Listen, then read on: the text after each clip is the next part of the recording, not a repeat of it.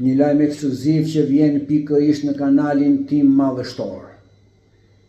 Edi Rama dhe Frida Krivska i kanë dërguar një telegram ngushëllimi familjes së të ndjerit, ish ministrit të bujqësisë ekzekutuar sepse volli 38 milion në kombin me 1.4 miliard banor.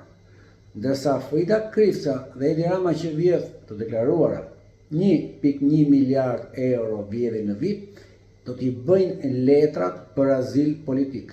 Kështu Edi Rama po prishet me Amerikën, me Europën me Mogherinin, dhe do t'a rregulloj përsëri me ish vëllezërit tanë kinesë. Kështu do të kemi lajme të reja në gjeopolitikën shqiptare, ballkanike dhe europiane, ku Edi Rama është gati sikur fal gjithçka, pse jo ta japi Shqipërinë me koncesion për 99 vjet si Hong Kongun anglisë.